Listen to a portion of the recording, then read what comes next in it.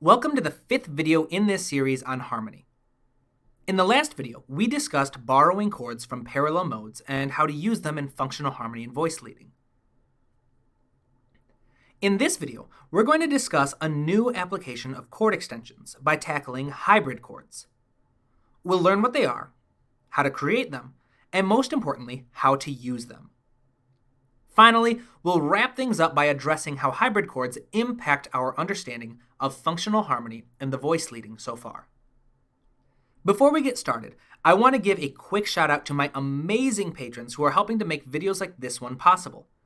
If you're interested in becoming a patron, the link is in the description of this video. All proceeds go towards helping me make tuition payments for school. With that, let's get started. So, first things first. What is a hybrid chord, and why should you care? Well, hybrid chords are a wonderfully useful and beautiful sounding approach to harmony. They're a powerful tool for creating a sense of purposeful instability in your music. For example, here's a simple melody that I've written and harmonized using basic triads.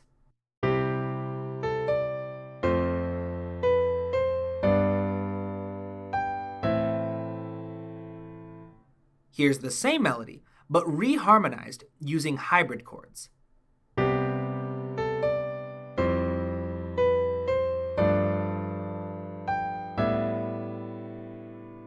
Notice the difference? But what exactly are hybrid chords? Well, basically, they're an extended chord missing their third and possibly fifth scale degrees.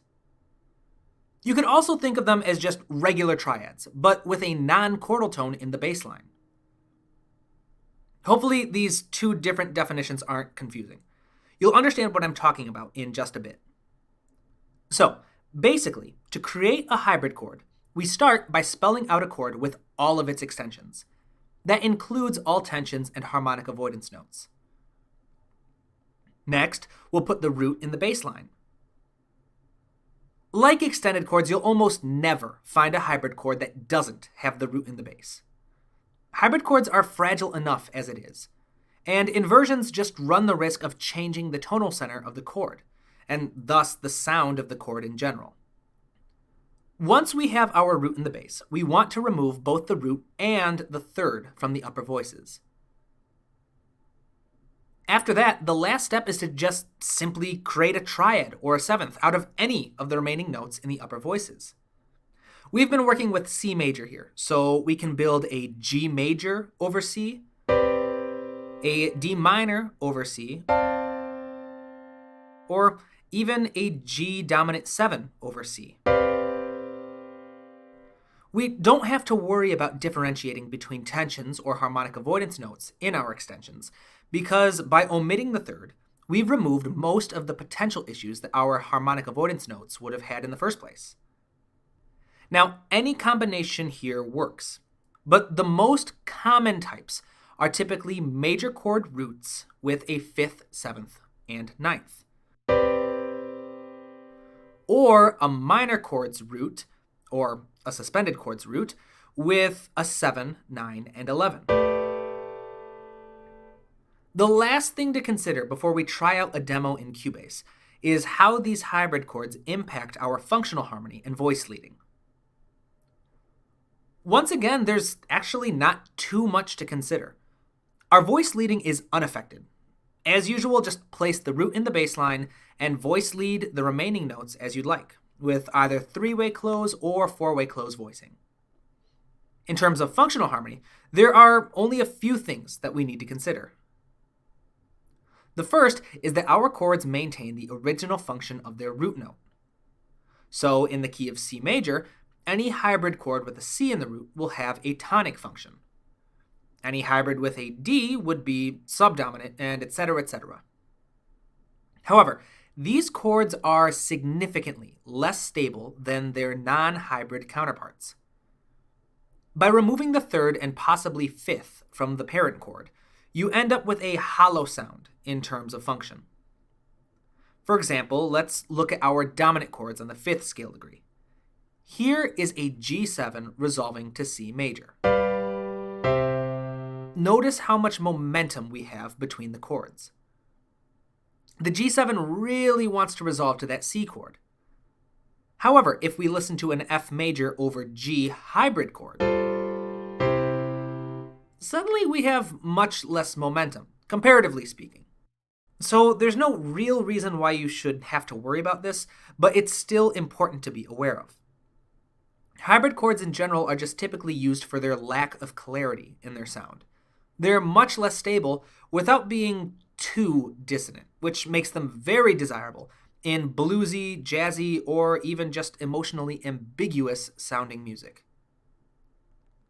So now let's see how we can use hybrid chords to spice up a chord progression.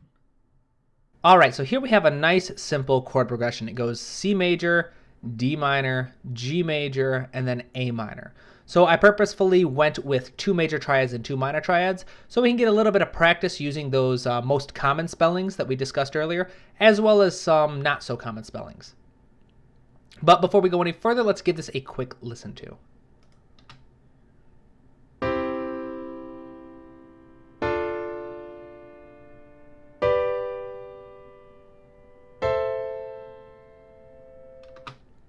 All right, nice and simple, nothing too special. So we haven't done any voice leading yet, but we'll do that later. First things first, we're just gonna double these root notes and put them in the bass line. I'm gonna go down 2 octaves for the start. I like to do that just to give us a little extra space and to work with, and then we'll move it up an octave before we're done. But now we need to fill out all the extensions for these chords. So G, B, D, F, A, then D, F, A, C, E, G, B, then F, A, C, E, and then G, B, D, F. All right, so now we've got all our extensions. We've got our bass line. So let's remove the roots and thirds from these chords. I'm just going to mute them for now. We'll delete them in a bit, but so we can see what we're working with. Now it's about selecting what chords we want to form with these upper triads. So let's start with the first half. Let's go just standard. So this first one is a major triad. It's a C major. So we want to go 5, 7, 9 for our extensions for just the most common spelling. This next one is a minor triad. So we're going to go 7, 9, 11. So we'll mute the 5th and the 13th. Now this next one is another major triad. I want to purposefully avoid doing the 5, 7, 9 because we've already done that. So let's mute the 5th real quick. So then we have either an F major or an A minor sound. This is a major chord. So let's just stick with 7, 9, 11. Keep a major sound there. This last one is a minor. So let's avoid the 7, 9, 11 and stick with another major chord and just go with the E minor. So again, any combination could work here. It depends on what I'm going for with a melody overhand or whatever I'm going with. You could, of course, play around with your different options. But what we're going to do now is we're going to delete all these omitted notes. And we're going to voice lead these triads up here. So we'll leave this first one in this normal or the default spelling. So we'll bring the G down. Then for this next one, we are going to bring these 2 down. And then finally for this, we have an F major and an E minor. So those are separate by a second. So one of these notes we want to move by a third, the other 2 by step. So let's see which one's it. So C to E is going to be our third, and the A to B will be our step. Now see, so this is a steady climbing, and we remember we want to have, whenever possible, either contrasting or like contrary or oblique motion, meaning that we want the bass line to move in the opposite direction or not move at all with the upper line. So this will be a little tricky, actually. Let's see here.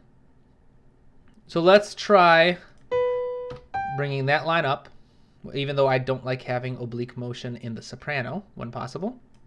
That's just my personal preference. We'll drop these down. So we have oblique motion, contrary motion, and the last one is just going to have to be parallel. There's nothing wrong with that. Less than ideal, but it's all right. Let's give this a quick listen to.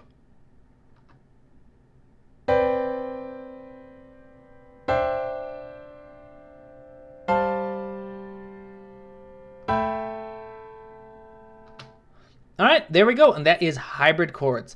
Certainly not the only spelling we could work with, but perfectly functional. And with that, we've reached the end of yet another video in this series. I hope it's been helpful. If you enjoyed the video, please like and subscribe to the channel and share it with anyone else that you think might find it useful. I want to say thank you again to all of my amazing patrons for your wonderful support of this channel.